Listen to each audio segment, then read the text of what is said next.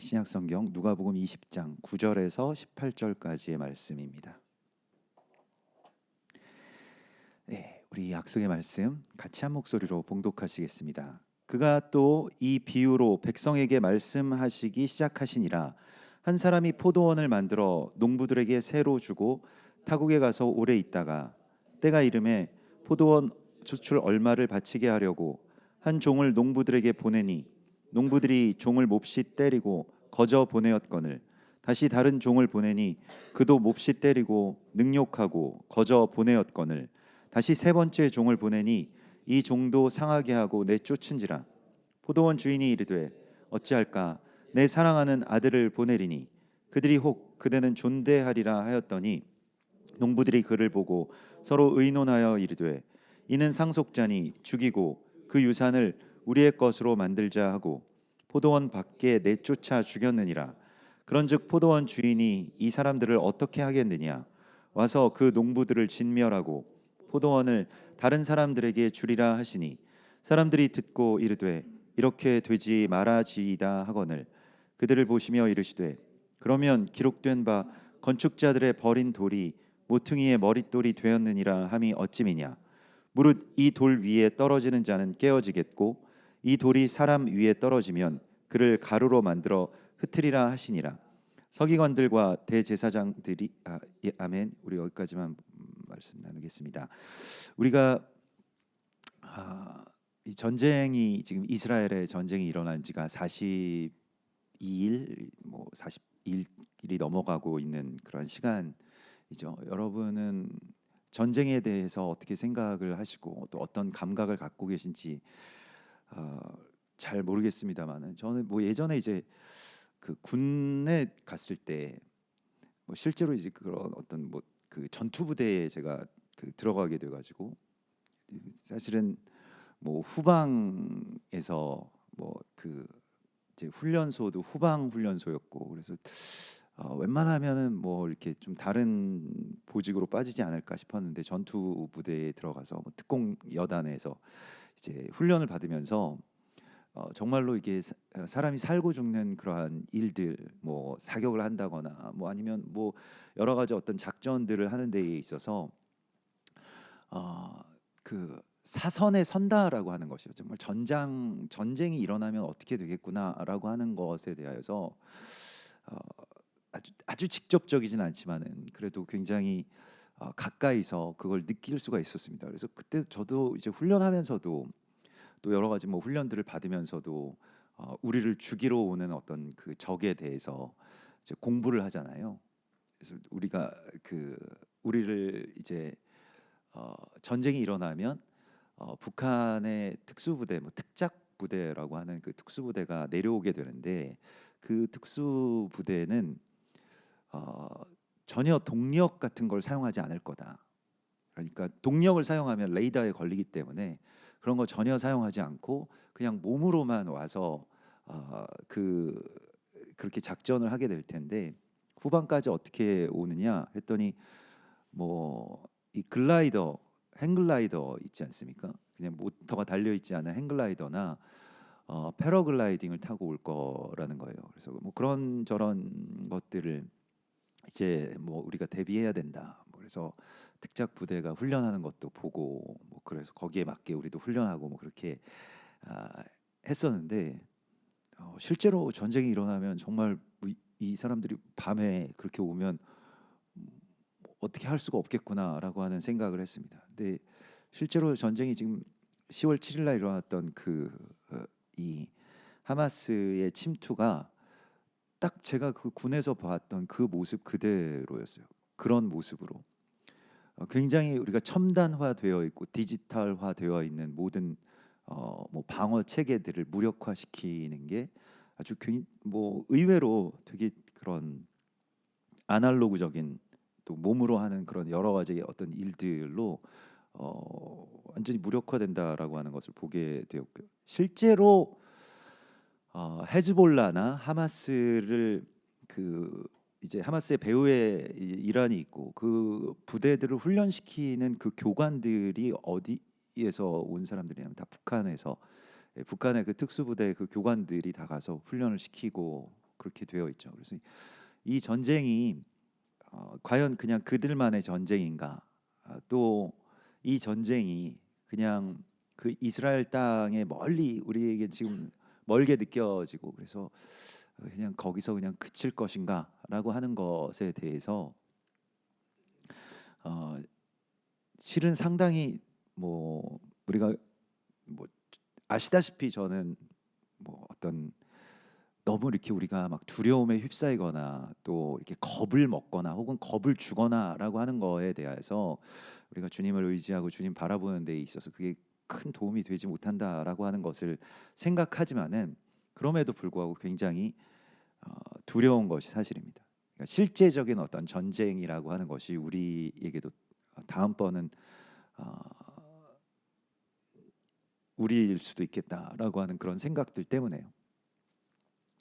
실제로 뭐 그 우리가 간혹 이제 이스라엘 뭐 이번에 비전 트립 가지 못했습니다마는 그 간혹 이스라엘 갈 때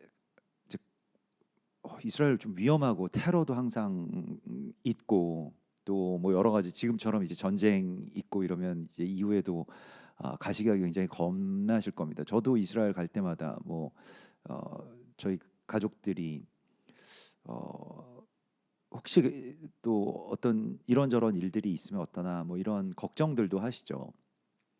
여러분들도 마찬가지시고 그래서 뭐 어, 걱정 많으신 가족들에게는 알리지 못하고 이제 비전 트립에 가신 분들도 있으셨죠. 근데 이제 이스라엘 들어가면은 그 제가 늘 말씀드리지만은 유대인들이 우리에 대해서 굉장히 걱정을 많이 합니다. 그래서 그 어떻게 정말로 제정신이 아닌 것 같은 또 정상적이지 않은 우리가 볼 때는 아예 대화가 통하지도 않을 것 같은 그러한 그 이 북한의 정권이 또 뭐 김정일이나 김정은이 그렇게 그 정권을 잡고 있고 또 핵을 언제든지 발사할 수 있다고 하는데 어, 너희들은 왜 이렇게 태평하냐? 뭐 저희한테 항상 그렇게 저희를 걱정해 주는 모습을 보게 됩니다. 우리보다 항상 우리는 이제 이스라엘이 우리보다 위험한 국가라고 생각을 하고 가잖아요. 그러면 이스라엘에서는 어, 너희가 훨씬 더 위험한 것 같다고 이야기를 하죠. 그래서 실제로 생각해 보니까 그런 것 같더라고요. 예. 우리는 무슨 근거로 이렇게 태평하게 살고 있는가? 김정은을 그렇게 믿는가? 또 그런 어떤 국제 정서에 대해서 우리가 그렇게 그 쉽게 낙관하고 있을 수 있는가 이런 생각을 하면서 저는 이제 이스라엘 갈 때마다 더 안전한 나라로 왔다 이런 생각을 이제 그 다음부터는 하게 됐는데요. 사실 뭐 어디에 가면 안전하겠는가 이런 생각들을 하게 되지만 실제로 어떤 국제적인 그런 정세들을 뭐 제가 오늘 다 그런 이유들이나 이런 지정학적인 어떤 변화들을 말씀드리기는 참 모호합니다만은 그런 정세들을 보았을 때 한반도나 아무튼 아시아권에서 뭐 대만이나 한국에서 전쟁이 일어날 가능성이 굉장히 많이 있죠. 그리고 전쟁이 일어날 가능성이 굉장히 많이 있다라고 하는 것이 그냥 뭐 가능성이 많은데 막을 수 있다 이런 것이 아니라 마치 화산이 언젠가 폭발을 할 거에 대해서는 뭐 이견이 없는 것처럼 어, 뭐 수년 내에 전쟁이 일어날 것이다라고 하는 것이 일반적인 예측입니다. 우리만 그렇게 그냥 그렇지 않겠지라고 생각을 하면서 살고 있을 뿐이죠. 실제로 전쟁을 겪는 이스라엘의 그 모습들을 바라보면서 우리가 어제도 이현주 선교사님 말씀도 나누고 또 실제로 뭐그 아주 크게 막 전면적으로 막 어마어마한 그런 전쟁이 이라고 할 수 없는 그런 전쟁이라 할지라도 지금 뭐 예, 이제 그런 식의 어떤 전쟁들이 펼쳐지겠죠. 앞으로도 우리에게도 뭐 그런 정도의 전쟁들이 일어나게 된다고 할지라도 엄청난 일들이 있겠구나. 제가 뭐 언젠가 말씀드렸던 우리 교회도 한 4년 전에 수요 예배 때 오셔서 말씀 전하시고 목요일 날 이제 가셔서 그때 이제 우리 교회 근처 숙소에서 이렇게 묵으시고 제가 이렇게 모셔다 드리면서 이런저런 이야기를 했던 그 가이 코헨이라고 하는 저랑 동갑내기 이스라엘 그 악고에서 사역하시는 그분도 뭐 그런저런 이야기들을 하셨는데, 사실은 오늘 주님께서 우리에게 말씀하시는 이 누가복음 20장의 말씀도 다 그에 관련된 이야기들인데요. 이스라엘과 열방이 다 연결이 되어 있다는 것입니다. 그리스도 예수로 말미암아서, 성령으로 말미암아서 서로 연결되어 있고, 이게 놀랄 만큼 더 우리가 생각하는 것보다 더 많이 연결되어 있다는 것입니다. 마치 신경이 연결되어 있는 것과 같이 그렇게 아주 세밀하게 서로가 연결되어 있고, 그 연결을 시키는 분이 바로 예수 그리스도이시라는 것입니다. 그리고 성령님께서 그렇게 연결을 시키신다라고 하는 것입니다. 그러하기 때문에 이스라엘 땅 가운데에 있는 여러 가지의 지금 이런 문제들, 또 지금 이제 전쟁이 일어나기까지의 지난 한 4, 5년 동안의 어떤 과정들을 보면 너무 우리랑 너무 닮아 있는 거예요. 그냥 뭐 닮아 있다라기보다는 그냥 똑같다는 것입니다. 그래서 그때도 이제 그 4년 전, 5년 전에 그 가이 코헨도 저한테도 그렇고 뭐 한국에 와서 계속 이스라엘의 지금 가장 두려운 적은 헤즈볼라도 아니고 하마스도 아니고 팔레스타인 뭐 테러리스트들도 아니고, 두려운 적은 우리 자신들이 서로 너무 분열할 조짐들이 보인다는 거예요. 이스라엘도 아시다시피 좌우가 극단적으로 나뉘어져 있습니다. 그래서 좌파냐 우파냐라고 하는 것이요, 그대로 나뉘어져 있어가지고 그게 엄청나게 복잡하게 싸우고 있죠.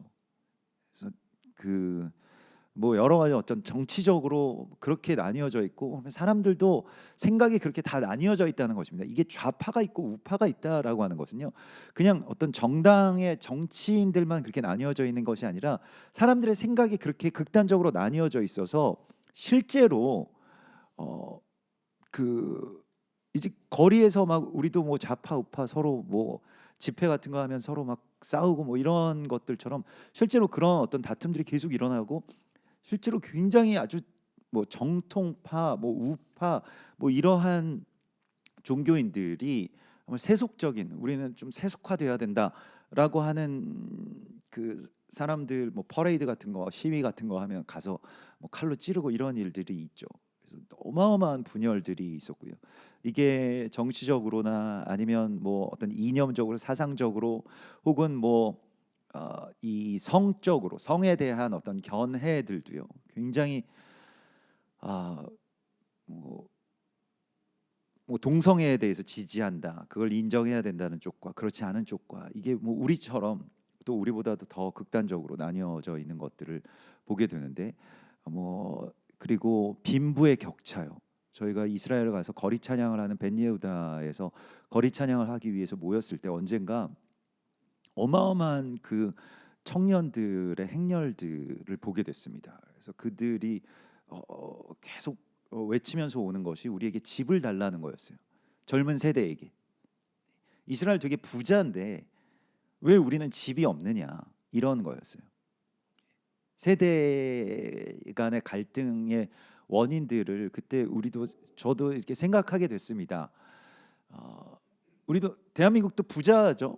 뭐 전 세계적으로 볼 때 그래도 뭐 한 그 상위권에 들어가는 어떤 부자 나라임에도 불구하고 상대적인 어떤 빈곤, 그리고 어떤 기회가 주어지지 않는 어떤 청년 세대의 어떤 상실감, 뭐 취업도 제대로 되지 않고 계속 뭐 그 이제 뭐 제대로 된 직장을 구하는 것은 아주 소수의 어떤 일들이 되었고, 대부분은 이렇게 아르바이트를 전전하면서 이렇게 하루하루 이렇게 연명하면서 살아가야 되는 어떤 그런 삶을 살아가고 있고, 이러한 것들이 다 갈등의 이유가 되죠. 그런데 그러한 모든 것들이 이스라엘과 너무 많이 닮아 있는 거예요.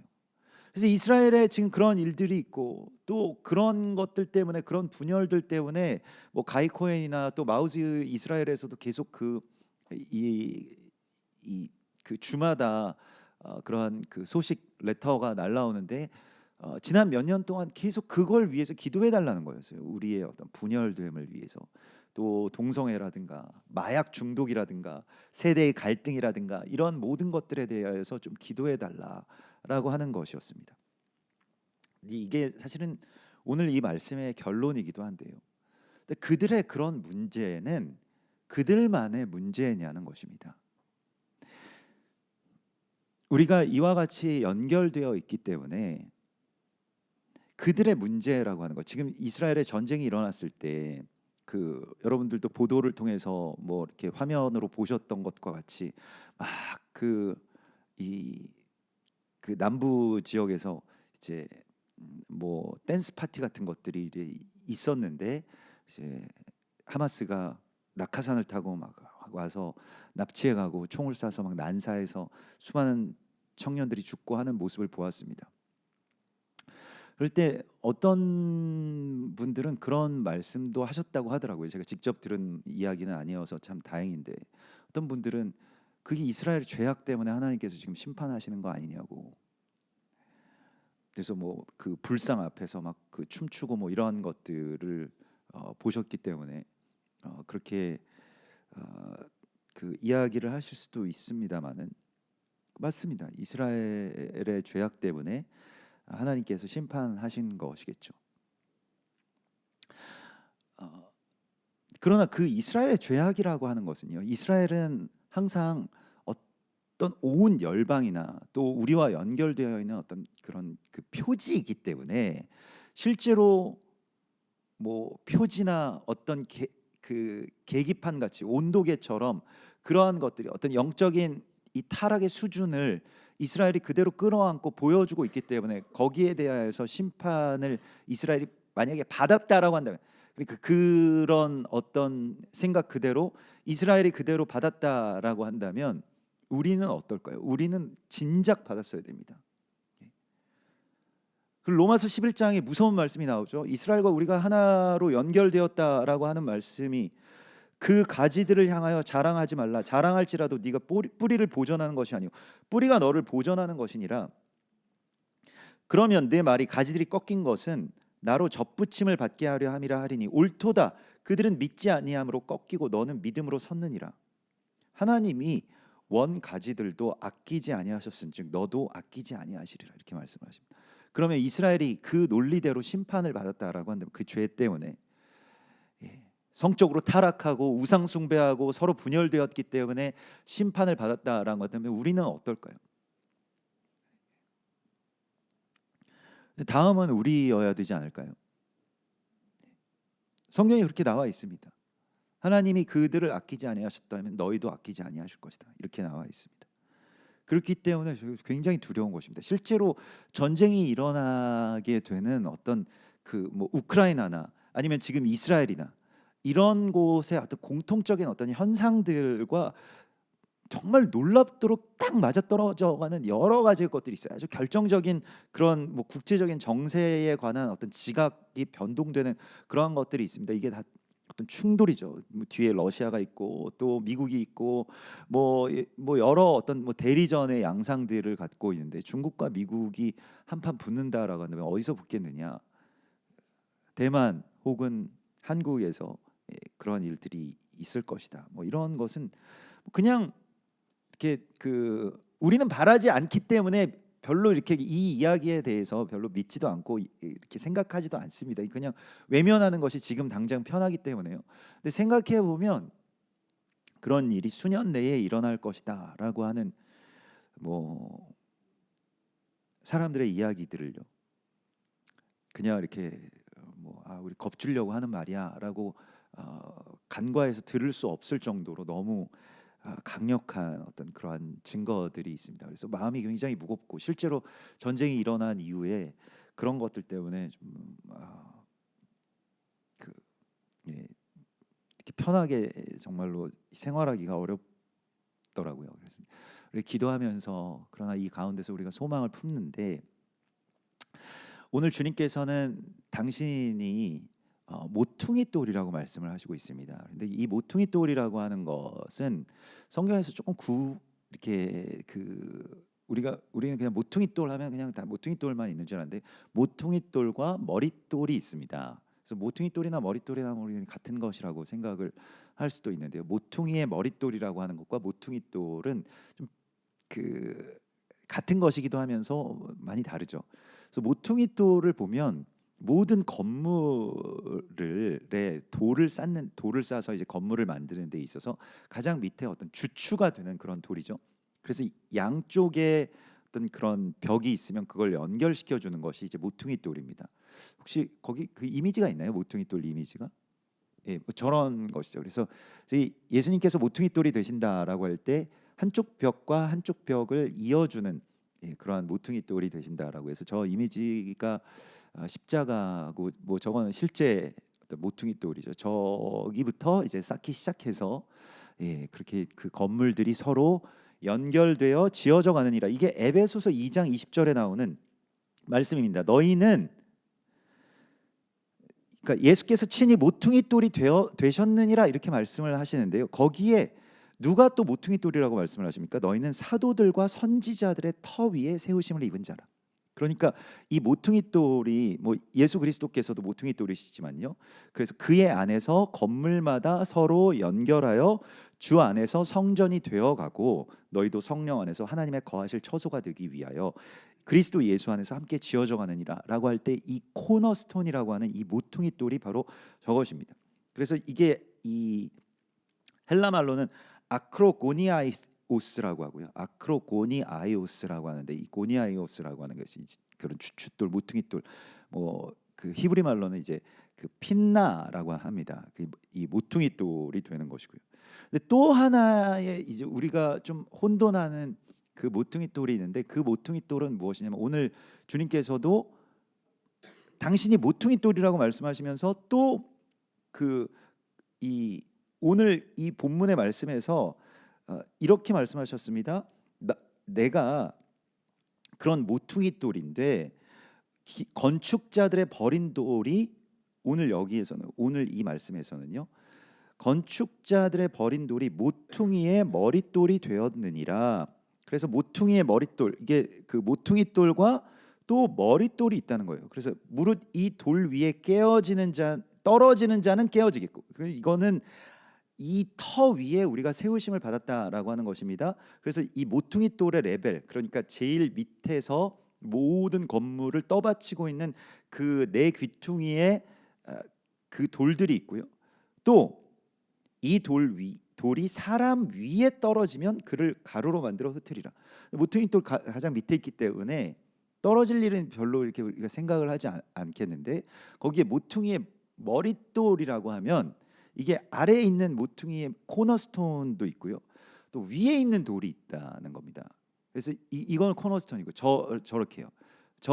저게 이제 모퉁이의 머릿돌입니다. 그래서 저거를 이게 키스톤이라고도 부르고요. 그 위에 뭐 캡스톤이라고도 부르는데 고대의 건축술에 도움을 짓거나 저런 아치를 지을 때 모든 힘을 받는 것이 밑에 코너스톤도 받지만 마지막에 서로 연결되어서 있는 그러니까 저렇게 돔을 어떻게 만들 수가 있냐, 아치를 어떻게 만들 수가 있느냐, 저 모퉁이의 머릿돌이 또 다 힘을 받고 있기 때문에 그렇다는 것입니다.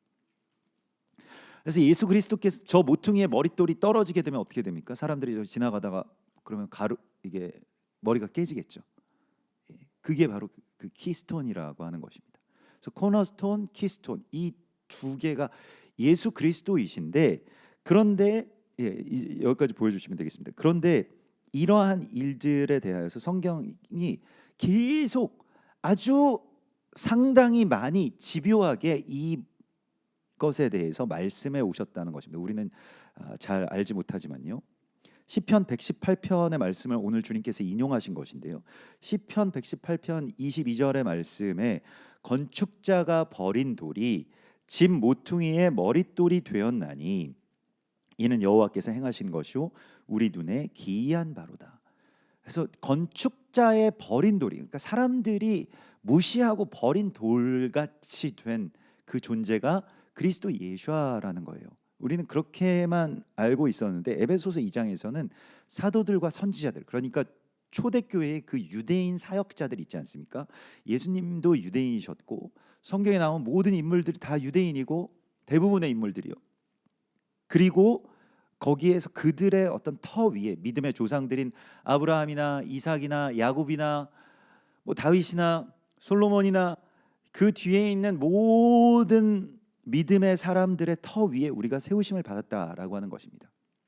그러면 터가 흔들리면 집이 다 무너지게 되겠죠.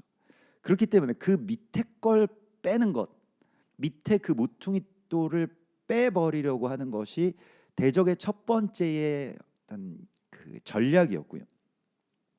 그리고 마지막으로 이게 완성이 돼서 하나님의 성전, 거룩한 그리스도 예수와의 몸이 완성된다는 것. 이게 제3성전이라고 하는 것은 그냥 세워지는 성전이라기보다는 예수와 그 예수 그리스도의 몸의 완성이죠.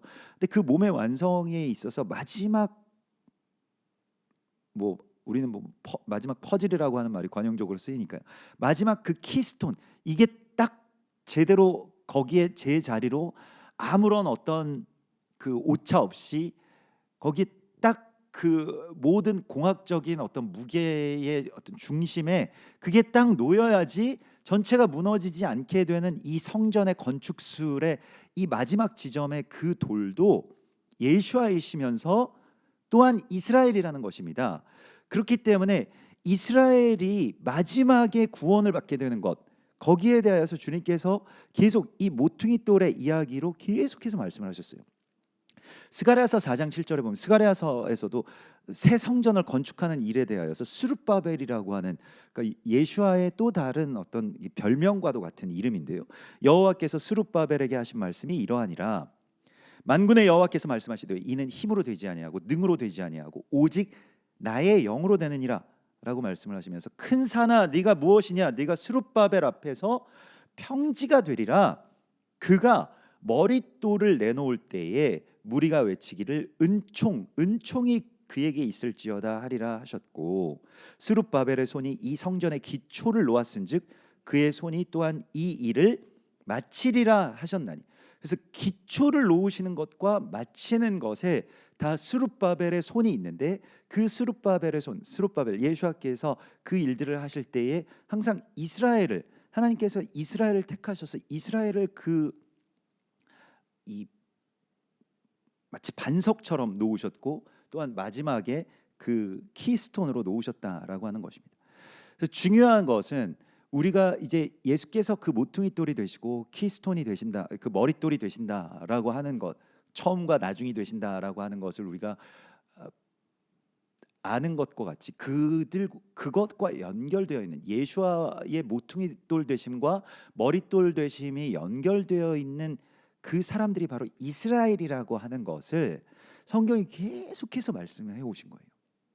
그래서 이스라엘이 바로 그렇게 머릿돌과 모퉁이돌의 역할들을 하기 때문에 그들이 정말 중요하다는 것입니다. 그게 다 우리와 연결되어 있다는 것입니다. 내 자녀들과 연결되어 있다는 것입니다. 내 문제, 나의 육체, 이러한 모든 고통과 연결되어 있다는 것입니다. 그래서 서로 연결되어 있다라고 하는 이 연결하는 것에 대하여서, 이게 모퉁이돌이든 머릿돌이든 다 그 서로를 연결시켜주고 서로를 세워주기 위해서 모든 압력을 다 받아내고 있지 않습니까?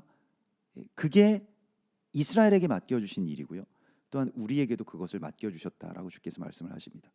돌이라고 하는 것을 에벤이라고 하죠. 근데 그 에벤이라고 하는 것은 건축하다, 세우다라고 하는 그런 뜻도 갖고 있고요.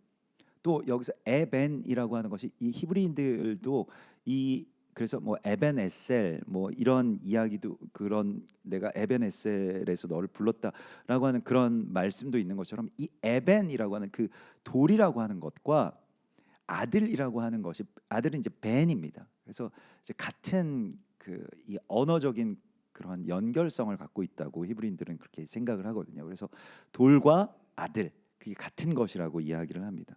그래서 그 아들 위에 이 돌이 하나님의 아들이시기 때문에 그 아들 위에 이제 온 건물들을 서로 연결시키고 그렇게 세우겠다라고 말씀하시면서, 이게 지금 이스라엘과 열방이 우리가 서로가 이렇게 연결이 되어 있기 때문에, 그러면 우리가 이스라엘이 지금 저런 어떤 기도 제목들을 우리 가운데 보내줄 때에 이 기도 제목은 이스라엘만의 기도 제목이 아니라는 것입니다.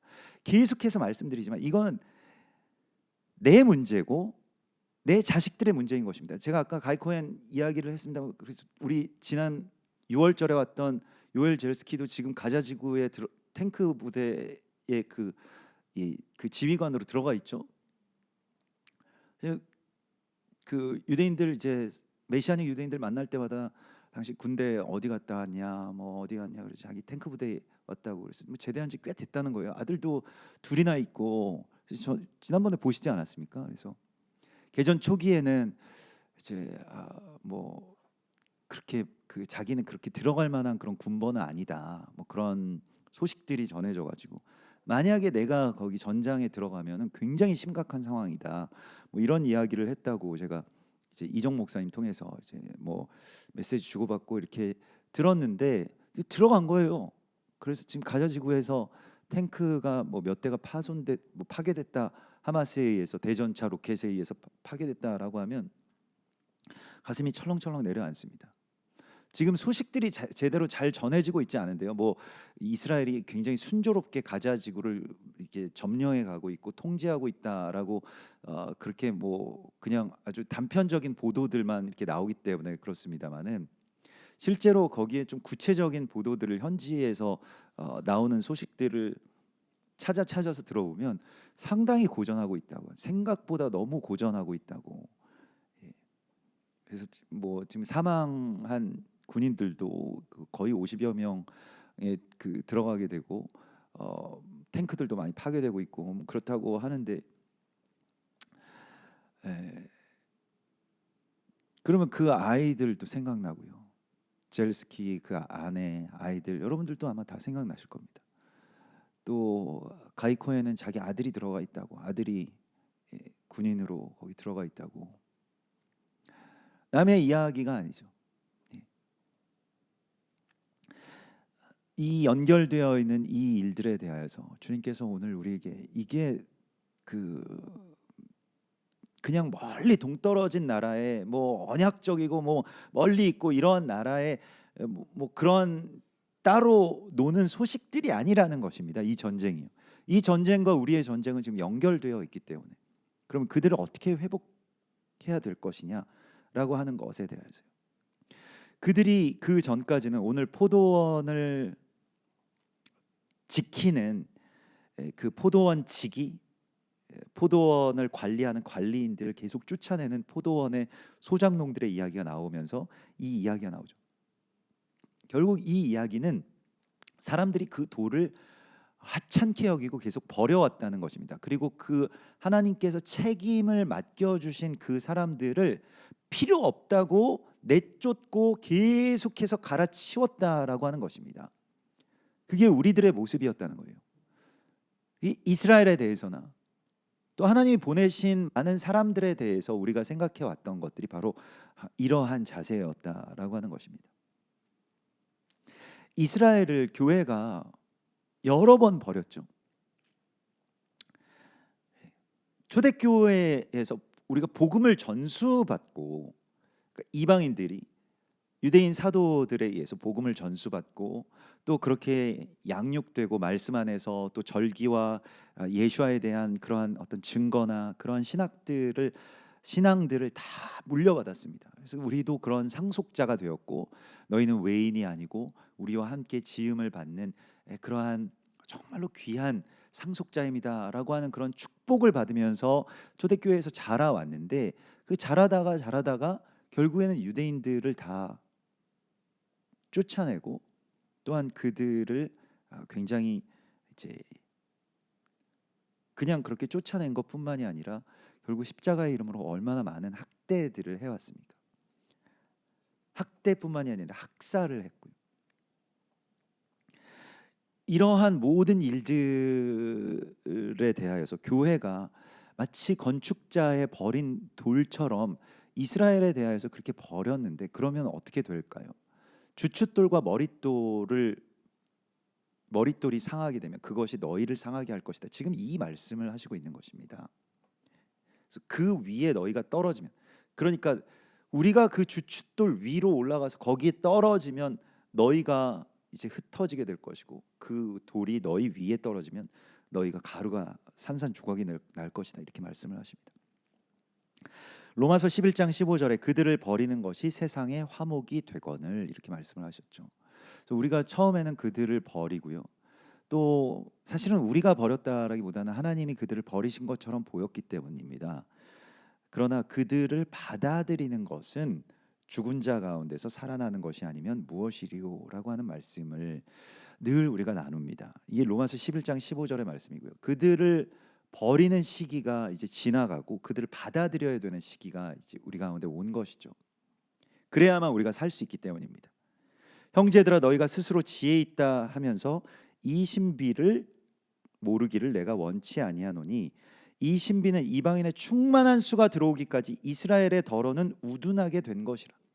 자, 이스라엘이 지금 우둔하게 되었다라고, 그것은 다른 표현으로는 완악하게 되었다라고 하는 것입니다. 예수아에 대해서 모른다라고 하는 것은 완악함과 연결되어 있는 그런 단어입니다. 예전에는 완악하다라고 표현이 됐고 지금은 우둔하다고 표현이 됐는데, 그들의 더러는 완악하게 된 것, 더러는 우둔하게 된 것은 온 이방이 충만함을 얻기 위함이다. 그리하여 온 이스라엘이 구원을 받으리라. 온 이스라엘의 구원에 이스라엘은 빠져 있을까요? 온 이스라엘이라고 하면 이스라엘 빼고 이방 교회만이 이스라엘일까요? 그렇지는 않을 것입니다. 그러니까 온이 콜 이스라엘이라고 하죠. 온 이스라엘의 마지막은 이스라엘일 것인데, 이스라엘을 우리가 받아들이게 될 때 또 이스라엘과 우리가 이와 같이 연결되어 있기 때문에, 그러면 우리는 지금 어떻게 해야 되느냐? 이걸 내 문제로 또 우리의 거룩함의 회복으로 이 이야기들을, 지금 이스라엘에서 일어나고 있는 이 일련의 이런 여러 가지 전쟁이나 분열과 분쟁과 갈등과 미움과 이런 것들이 아주 폭발해버린 그 이스라엘 땅에서 일어나고 있는 이 일들이 지금 우리와 그대로 연결되어 있기 때문에 우리가 해야 될 것은 무엇일까요? 회개입니다. 우리가 회개해야 되는 거예요. 이스라엘의 문제를 이스라엘 문제만이라고 생각을 해왔던 것에서 돌이켜서 이건 우리의 문제이고요. 가이 코헨이 그 4년 전에 저에게 해줬던 그런 여러 가지 이야기들 가운데서 우리 교회에 와서도 그런 말씀들도 나누었는데요. 이스라엘에 지금 낙태가 너무 심각하다. 너무 미혼모들이 많이 나오고, 그리고 거기에서 낙태가 그냥 뭐 너무 합법화되어 있기 때문에 그런 일들이 계속해서 벌어지고 있고, 동성애, 마약 중독 이런 것들에 대해서 기도해 달라고 이야기를 하는데, 한국에서 지금 대한민국에서 일어나고 있는 이 여러 문제들, 또 문제도 되지 않을 정도의 어떤 벌써 그렇게 확 가버린 이러한 상황들이 같이 가고 있는 거죠. 그래서 오늘 주님께서 우리에게 이 말씀이, 자, 시편에서도 나왔고요, 스가랴서에서도 나왔고요, 또 에베소서에서도 나왔고요, 복음서에 다 나와 있습니다. 이 모퉁이 돌에 관한 말씀이요. 또 베드로전서에도 나와 있고 사도행전 4장에도 나와 있습니다. 이 말씀이 계속 반복되면서 나오는데, 베드로전서의 말씀을 한번 살펴보면 베드로전서 2장에 보면 성경에 기록되었을 때 보라 내가 택한 보배로운 모퉁이 돌을 시온에 두노니 그를 믿는 자는 부끄러움을 당하지 아니하리라. 그 성경이 어디냐면 이사야서 28장 16절입니다. 이사야서에서도 이 말씀 그대로 나와요. 그러므로 주 여호와께서 이같이 이르시되 보라 내가 한 돌을 시온에 두어 기초를 삼았나니 곧 시험한 돌이요 귀하고 견고한 기초돌이라. 이것을 믿는 이는 다급하게 되지 아니하리로다. 그래서 예수아에 대하여서 또 그 기초돌에 대해서 그것이 다 시온에 있다, 그것이 다 이스라엘에 있다, 이렇게 말씀을 하시면서 다시 베드로전서 2장으로 돌아오면 그러므로 믿는 너희에게는 보배이나 믿지 아니하는 자에게는 건축자들이 버린 그 돌이 모퉁이의 머릿돌이 되고 또한 부딪히는 돌과 걸려 넘어지게 하는 바위가 되었다 하였느니라. 그래서 부딪히는 돌과 걸려 넘어지게 하는 바위가 되게 하였다. 모퉁이 돌이요, 우리가 버리게 되면 우리가 그 돌에 걸려 넘어진대요. 그런데 그 돌이 무엇이냐? 그들이 말씀을 순종하지 아니함으로 넘어지나니 이는 그들을 이렇게 정하신 것이라, 이렇게 말씀을 하셨습니다. 그래서 이스라엘의 넘어지게 됨과도 연결이 되어 있고, 또한 우리도 말씀에 순종하지 않게 되면 그렇게 넘어지게 되는데, 그들이 순종하지 아니하도록 주님께서 더러는 우둔하게 하신 이유에 대해서 로마서 11장은 우리의 풍성함을, 우리의 회복을 위해서라고 말씀을 하셨습니다. 왜 그럴까요? 왜 이스라엘이 순종하지 않으면 우리가 풍성하게 되는 것일까요? 그런 연결을 왜 주님께서 해놓으셨을까요? 그냥 이스라엘이 그냥 순종하지 않기만 하면 그럼 되는 겁니까? 계속 이스라엘이 타락하고 순종하지 않으면 우리가 풍성하게 된다고 그렇게 말씀하신 것이 아닙니다. 이스라엘이 순종하지 않는 것을 보고 항상 성경은 이스라엘은 표지이기 때문에 너희가 저들이 본보기가 되게 하기 위하여서 내가 그들을 택하였다라고 말씀을 하시거든요. 그러니까 그들의 넘어짐을 보고 너희는 돌이키라고 말씀을 하시고 있는 거예요. 계속해서 우리에게 지금 이 전쟁의 바로 목전에 있습니다. 실제로 전쟁이 올 연말에 일어나냐 내년 연초에 일어나냐 이거 카운트다운 하고 있는 사람들이 많아요. 대만이나 한국에서 뭐 하여튼 괜히 제가 그렇게 막 겁을 먹게 하기 위해서 그렇게 말씀드리는 게 아닙니다. 실제로 많이 있다는 것이죠. 그러면 이제 이러한 상황들 속에서 하나님께서 지금 우리에게 말씀을 하시는 것은 로마서 11장 30절에 너희가 전에는 하나님께 순종하지 아니하더니 이스라엘이 순종하지 아니함으로 이제 긍휼을 입었느니라. 이와 같이 이 사람들이 순종하지 아니하니 이는 너희에게 베푸는 긍휼로 이제 이것이 중요한데요. 우리가 이제 긍휼을 입었잖아요. 우리가 은혜를 입었지 않습니까? 왜냐하면 이스라엘은 키스톤이 되어야 되기 때문에 마지막 퍼즐이 되어야 되기 때문에 이제 그들도 긍휼을 얻게 하려 하심이라 이렇게 말씀하십니다. 그때가 되었다는 거예요. 그들이 구원을 얻을 때가 되었다라고 말씀을 하시면서 하나님이 모든 사람을 순종하지 아니하는 가운데 가두어 두시면 모든 사람에게 그 긍휼을 베풀려 하심이로다.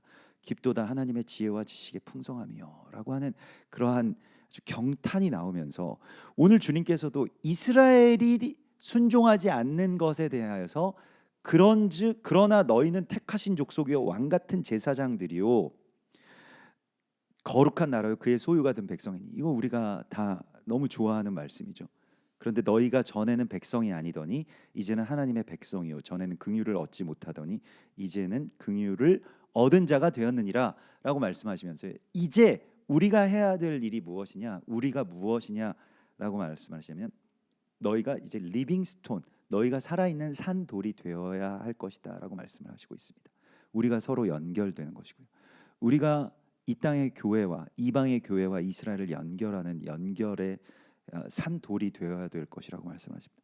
가장 낮은 곳에 깔려 있고요. 또 그냥 사람들에게 거치는 돌처럼 쓸모없다 혹은 불편하다 불필요하다 우리 여기 걸려 넘어질 것 같다라고 하는 그 돌처럼 되어버린 그것이 바로 모퉁이 돌과 머릿돌이 될 것이라고 말씀을 하십니다. 사람에게는 버림바가 되었으나 하나님께서는 택하심을 입은 보배로우신 산돌이신 예수께 나아가 베드로전서 2장 5절입니다. 너희도 그 산돌같이 신령한 집으로 세워지고 예수 그리스도로 말미암아 하나님이 기쁘게 받으실 신령한 제사를 드릴 거룩한 제사장이 될지니라 이렇게 말씀을 하십니다. 제사장은 죄를 전가받은 사람입니다. 이스라엘이 제사장이기 때문에 죄를 전가받았어요. 그래서 항상 죄인처럼 보이는 것입니다. 스가랴서에 보면 남루한 옷을 입고 불에 그슬린 옷을 입고 아주 만신창이가 된 모습의 제사장의 모습을 우리가 보게 됩니다. 그게 이스라엘이죠. 지금 그 옷을 다시 갈아입혀 주어라. 그에게 보배롭고 존귀한 옷을 입혀 주어라. 우리가 옷을 입혀 준다라고 하는 것은요. 그에 대한 정체성을 새롭게 부여하는 것입니다. 우리가 지금 그러고 있는 것처럼요. 우리는 이스라엘에 대해서 너무 감사하게도 지금 저주하는 자리에 서 있지 않죠. 그러나 정말 외롭습니다. 얼마 되지 않아요. 한국 교회에서도. 제가 얼마 전에 지난 목요일에 사랑의 교회에서 큰 청소년 집회가 있어가지고 우리 아이들이랑 뭐 우리 청소년 몇 명이랑 같이 갔다 왔는데 4,000명이 이제 수능 날 모여가지고 같이 집회하고 너무 감사하더라고요. 그래도 청소년들이 이렇게 모여서 다음 세대가 하나님 예배한다는 게. 근데 그날 말씀을 전하시는 그 어떤 교수님의 말씀 본문이 에베소서 2장이더라고요.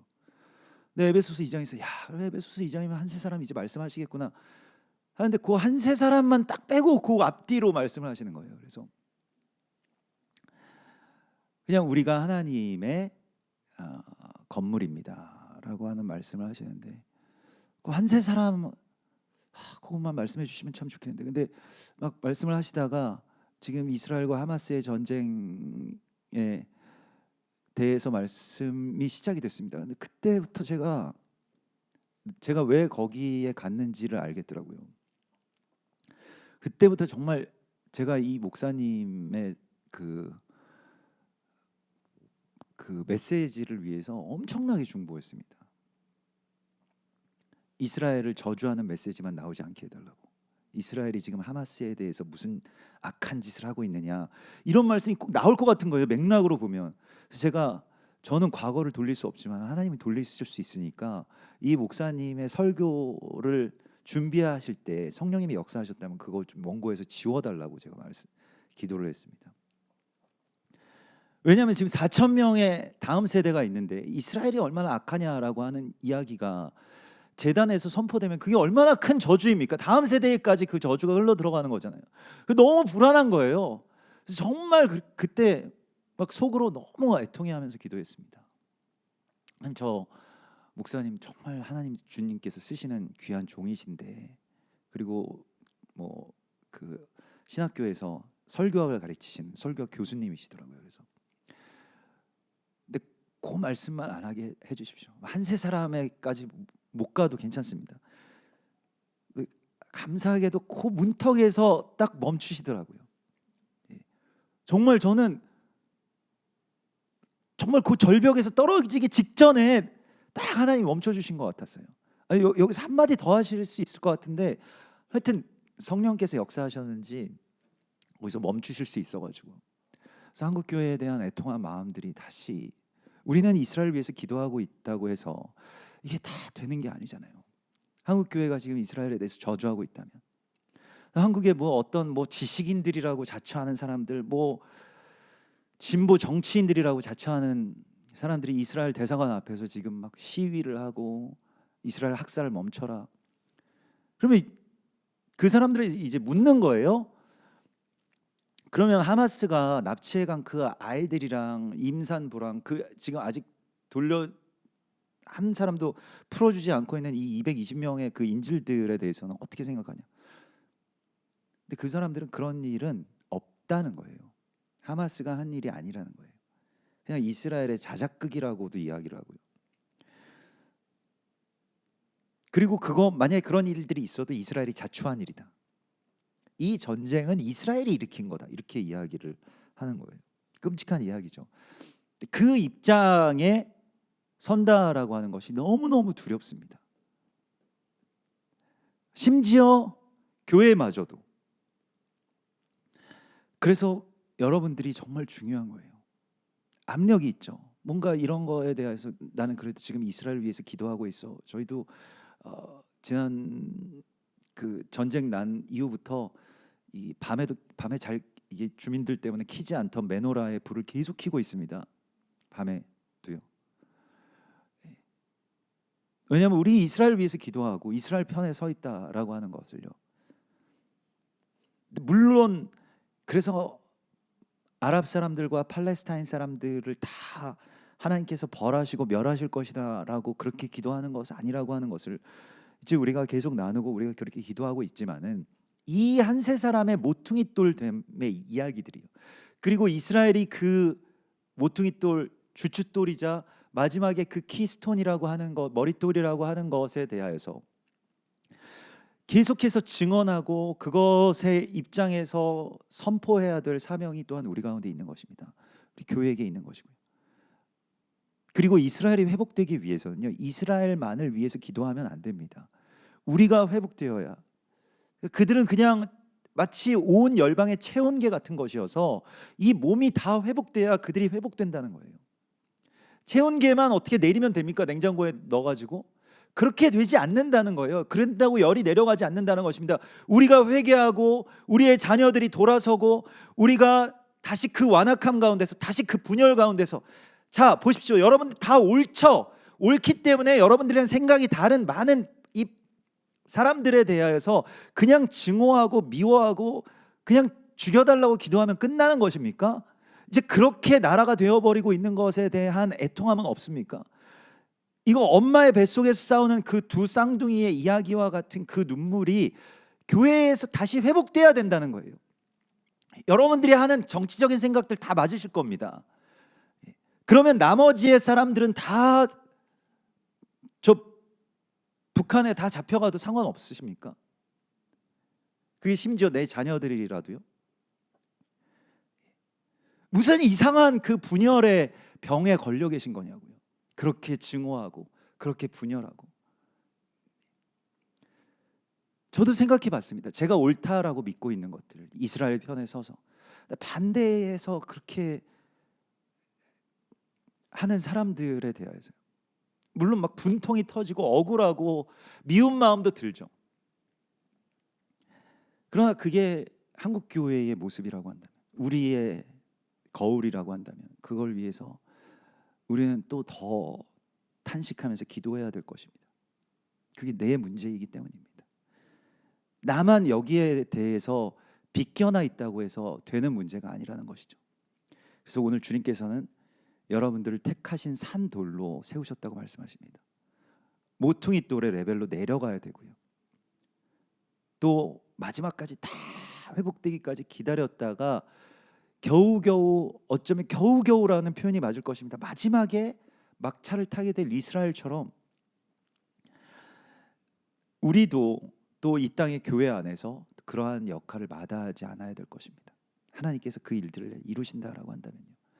그래서 여러분, 한국 교회를 위해서, 열방을 위해서, 또 대한민국과 이 북한의 이 전쟁 바로 직전에 있는 이 땅을 위해서 우리가 기도해야 됩니다.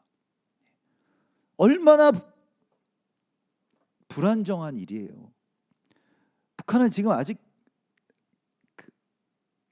글쎄 초등학생인가요?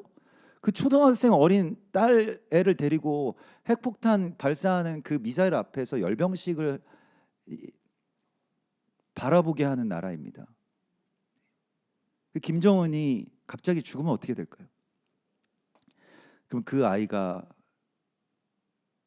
핵폭탄을 갖게 됩니까? 막 생각만 하면 견딜 수가 없는 이 시대와 상황 가운데 우리가 놓여져 있어요. 지금 오늘을 우리는 안전한 곳에서 예배드리고 있습니다. 그리고 우리가 어제도 이현주 선교사님 나누신 것처럼 감사하지 않을 이유가 어디 있겠는가? 예배가 없으니까요. 예배에서 실패했기 때문에 미워하는 겁니다. 계속 너 잘못됐다고 이야기하고요. 감사하지 않을 이유가 어디 있겠습니까? 그래요. 좀 뭐 여러 가지 다양한 생각들도 있고 또 잘못된 사람들도 있을 것입니다. 안타깝게 여기고 애통해하면서 우리가 품고 기도해야 될 사명이 교회에게 있다고 말씀을 하십니다. 그래서 우리가 이제는 그 돌과 같이, 건축자들이 버린 돌과 같이 또 다시 하나님께서 회복해 주셔야 될 그 이스라엘을 위해서 우리가 기도하고 또 우리도 그 사명 따라서 서로를 연결시키는, 이 모퉁이 돌은요 연결시키는 사명이 있는 것입니다. 여러분들이 그러한 사명자들로서, 산돌들로서 이 땅 가운데 또 여러분들의 가정과 또 여러분들의 삶의 자리 가운데 서시기를 주의 이름으로 축원합니다.